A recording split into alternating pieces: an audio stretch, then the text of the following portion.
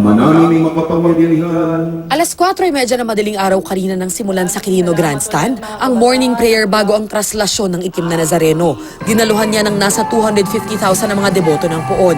Mayat mayang naririnig ang sigaw na Viva kasabay ng pagwagayway ng mga puting panyo.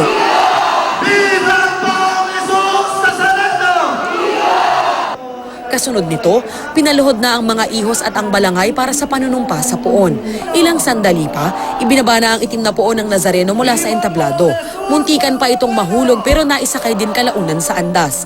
Ilang metro pa lang ang iniuusan ng andas, dinagsana agad ito ng mga deboto na gustong makalapit sa poon. Itinulak na ang barrier. Hindi umubra sa mga deboto ang inihandang barikada ng mga otoridad na madali lang nilang naitulak. Sa ngalan ng debosyon sa pinaniniwala ang milagrosong poon, hindi iniinda ng mga deboto ang balyahan at tulakan. Karamihan sa mga sumasampa sa andas, mga kabataang mabilis kumilos at nakakalapit agad sa imahe ng poon. Habang umuusad ang traslasyon, padami naman ang mga debotong dumadagsak. Kaya naman hindi maiwasan na may mga masaktan at masugatan.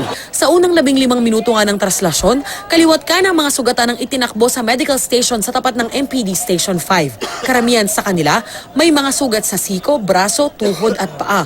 Sunod-sunod din ang pagdating ng mga hinimatay. Sa tala ng Red Cross pasado alas 10 ng umaga kanina, umabot na sa 600 deboto ang binigyan nila ng paunang lunas. Alas 11:30 ng umaga kanina nang tawirin ng andas ng itim na poon ng Jones Bridge. Libo-libong deboto ang dumagsa sa tulay para malapitan ang andas. Sa kauna-unahang pagkakataon naman isinagawa ang sungaw sa dulo ng Jones Bridge. Ito ang pinaghalong subaybay at dungaw. Inabangan ng imahe ng inang nagdadalamhati sa kanyang anak na nagpapakasakit ang andas ng itim na poon.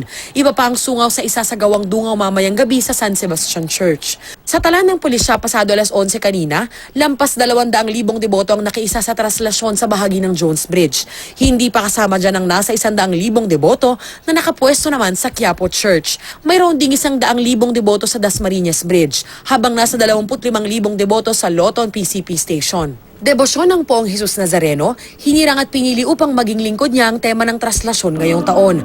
Dito sumentro ang mga pagbasa sa Midnight Mass bago ang traslasyon na pinangunahan ni Monsignor Hernando Coronel na rektor ng Quiapo Church. Si Manila Archbishop Luis Antonio Cardinal Tagle naman ang nagbigay ng homily kung saan ipinagtanggol niya ang masidhing pananampalataya ng mga deboto at kung ano ang pagkakaiba nila sa mga panatiko. Ang panatiko, kapag hindi na nakuha ang kanyang gusto, titigil na yan.